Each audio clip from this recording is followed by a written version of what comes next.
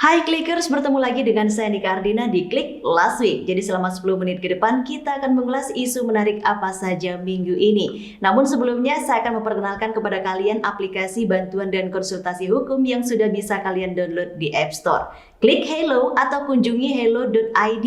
Di sana Clickers bisa konsultasikan persoalan hukum yang sedang dihadapi. Selain itu di sana juga ada pendidikan hukum, kamus hukum, dan isu terbaru seputar hukum. Jadi jangan lupa untuk download sekarang juga.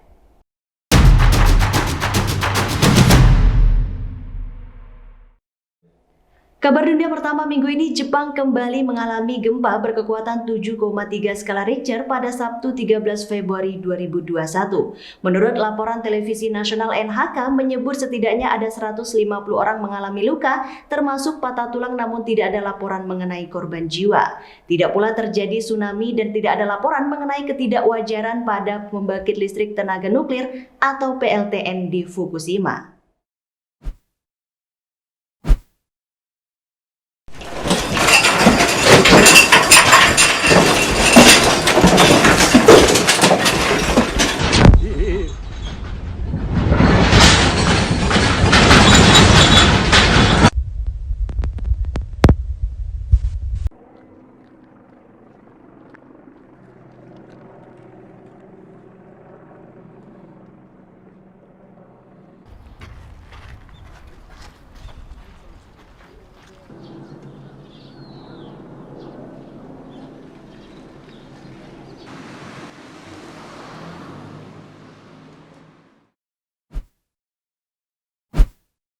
KBRI di Tokyo menyatakan bahwa tidak ada warga Indonesia yang menjadi korban dalam gempa tersebut. Dalam keterangan yang dikutip dari laman kemlu.go.id, pihaknya telah menjangkau simpul-simpul di masyarakat. KBRI Tokyo menyebut bahwa jumlah WNI di Jepang tercatat 66.084 orang berdasarkan data di imigrasi Jepang per Juni 2020. Sementara di wilayah yang paling terdampak gempa tercatat sekitar 1.500 WNI dengan rincian 540 orang di Fukushima dan di Miyagi sebanyak 984 orang. Sementara itu, Prefektur Fukushima sudah menyiapkan 70 pusat evakuasi warga. Hal ini untuk mengantisipasi gempa susulan karena menurut Badan Meteorologi Jepang mencatat intensitas seismik yang bisa mengakibatkan gempa susulan berkekuatan di atas 6 skala Richter dalam minggu-minggu ini.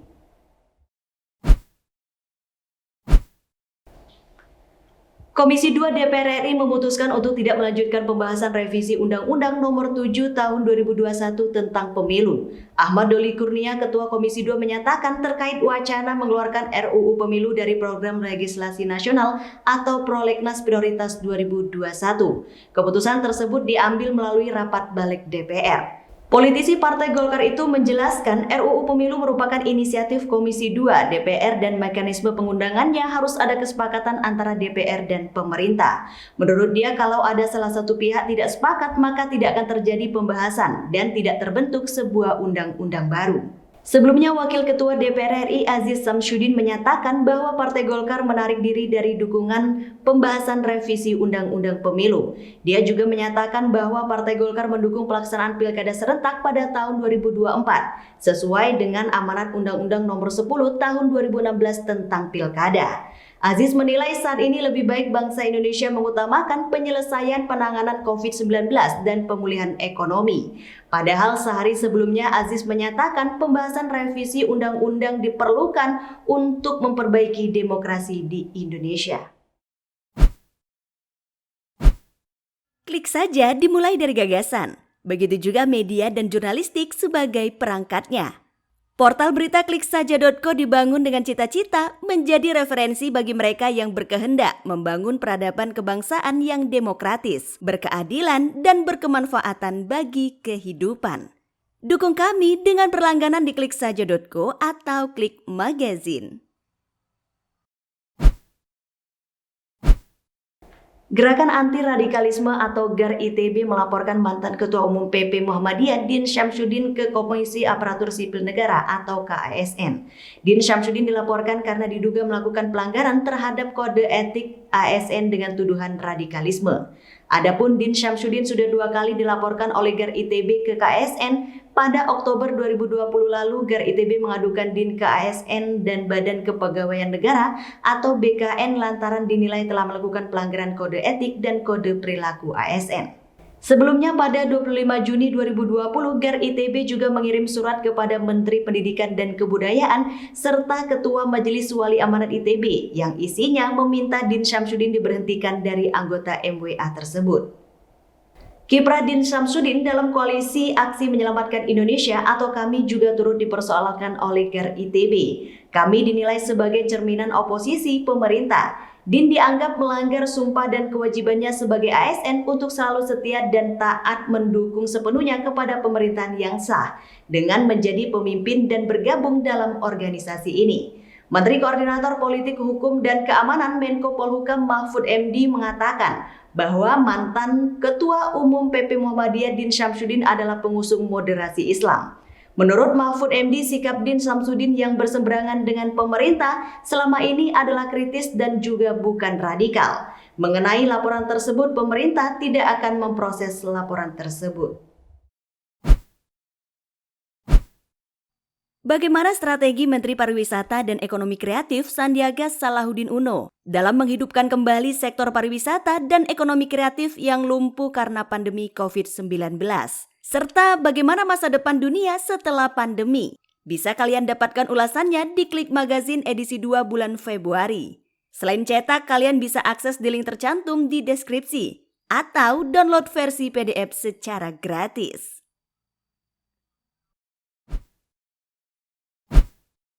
Terkait dengan perkembangan kasus COVID-19 di Indonesia, terbaru Presiden Joko Widodo menekan Perpres terbaru penolak vaksinasi COVID-19 terancam denda hingga penghentian bansos. Masyarakat yang menolak untuk pelaksanaan vaksinasi COVID-19 terancam pidana hingga sanksi administratif. Hal tersebut setelah Presiden Joko Widodo mengeluarkan Peraturan Presiden atau Perpres nomor 14 tahun 2021 tentang perubahan atas Perpres nomor 99 tahun 2020 tentang pengadaan vaksin dan pelaksanaan vaksinasi dalam rangka penanggulangan COVID-19. Perpres ini mulai berlaku sejak 10 Februari 2021. Pemerintah menargetkan vaksinasi COVID-19 terhadap 181,5 juta penduduk Indonesia untuk menciptakan kekebalan komunal. Berdasarkan data Kementerian Kesehatan hingga Sabtu 13 Februari 2021, jumlah tenaga kesehatan yang telah mendapatkan vaksinasi COVID-19 dosis pertama mencapai 1.060.326 orang. Sementara itu, jumlah tenaga kesehatan yang telah disuntik vaksin COVID-19 dosis kedua mencapai 415.486 orang. Banyak sekali isu menarik minggu ini, diantaranya di Klik Saja ada ulasan tentang Arab Spring. Kemudian Joe Biden, Presiden Amerika Serikat, mulai mengganti kebijakan diskriminatif yang dihasilkan dari presiden sebelumnya yakni Donald Trump. Kemudian menekan Arab Saudi utamanya untuk membebaskan aktivis perempuan Loujain Al-Hathloul, seorang aktivis HAM yang menghabiskan 1.001 hari di penjara Arab Saudi. Kemudian pemerintah Indonesia beri perhatian khusus kepada konflik di Myanmar bersama Perdana Menteri Malaysia mengajukan adanya pertemuan negara-negara ASEAN. Untuk berita dalam negeri, beberapa waktu ini DKI Jakarta masih menjadi epicentrum tempat penambahan kasus COVID-19 tertinggi di Indonesia. Kemudian ada speedtest.net merilis laporan Global Speed Index, di mana menempatkan Indonesia urutan ke-121 kecepatan internet mobile tertinggi. Urutan ini turun 4 angka dari periode sebelumnya. Di Indonesia sendiri, kecepatan internet tertinggi dipegang oleh Kota Tangerang.